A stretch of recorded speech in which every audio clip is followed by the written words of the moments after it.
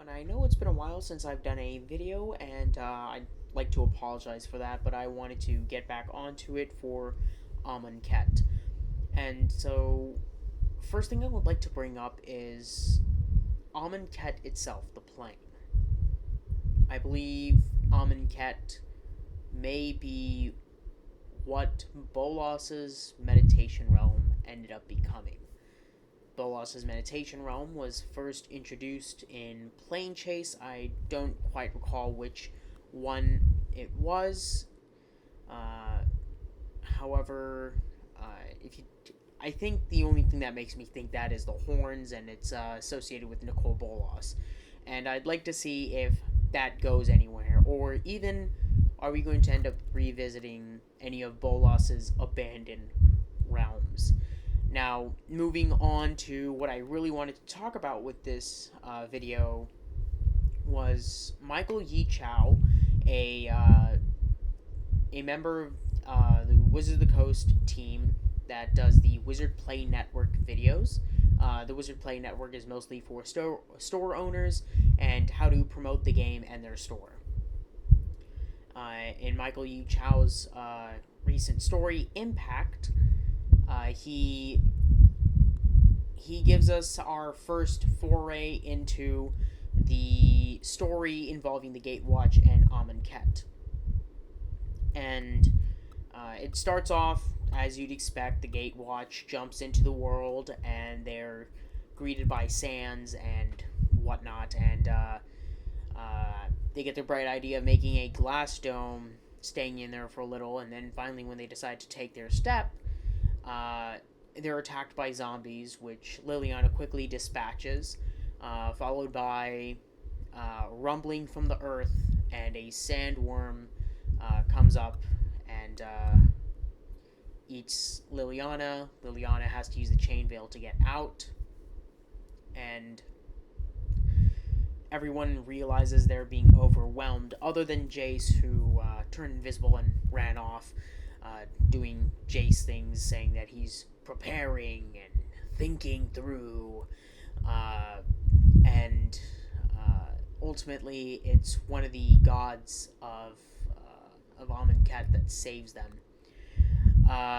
And this throws Gideon for a loop, because Gideon comes from the plane of Theros, on which there are corrupted gods that don't do much for the plane, and he realizes that there are gods here, and not only are these gods here, but they are here to help if need be.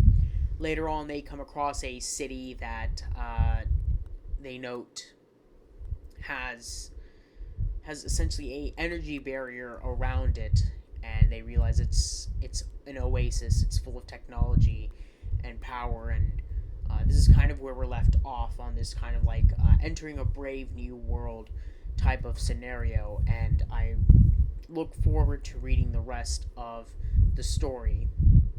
I do feel as though there are a couple of other story bits that we were given, especially in the trailer of Amonkhet.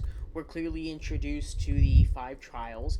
However, I believe one of the best parts to the video was the very end, where I believe we're introduced to our first new Planeswalker and probably main character. Unfortunately, we have not been given a name for the guy, but he's the one in the green headdress with the green face paint, and there's also a chant directly associated with the 5 trials, it seems, and the chant caught my attention very quickly, and the chant goes, "One from many, forged by might, driven..." Oh, crap, I messed up. Okay.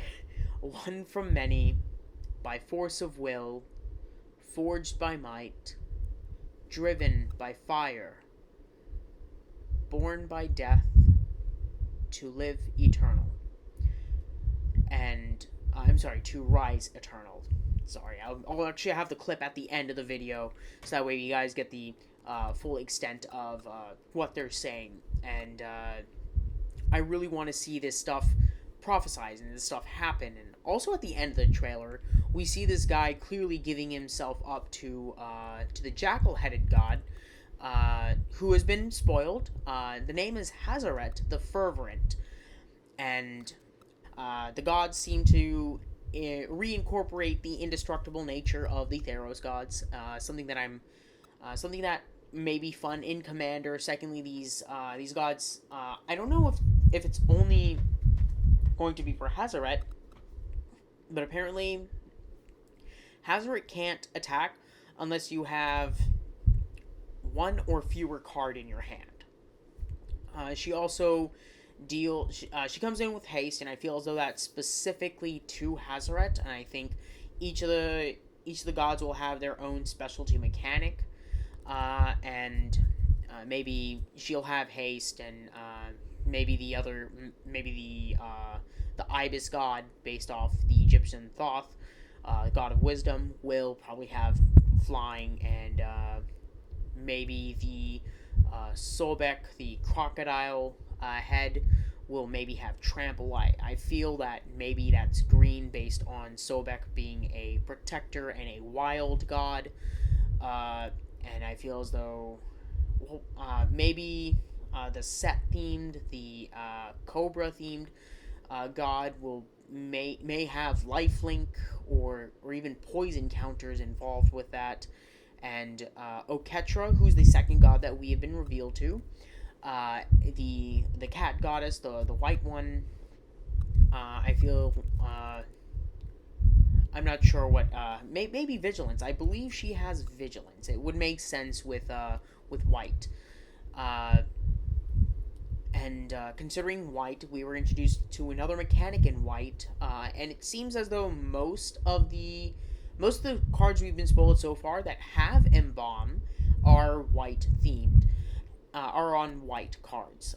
The first one we were shown was True Heart Duelist, and Embalm allows you to pay a cost and exile card, and you're able to bring it back as a token of itself. With the only difference, it doesn't have Embalm, so you can't re-embalm.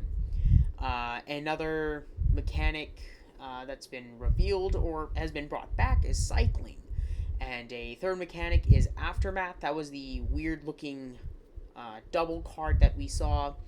And I think what's really interesting about the Aftermath mechanic is it's a out-of-the-graveyard cast.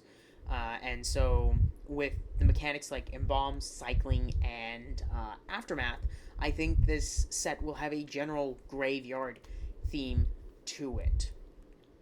That's so far what I feel about that's so far what I'm thinking and what I'm feeling about the set, and I hope you share your thoughts and opinions in the comment section below.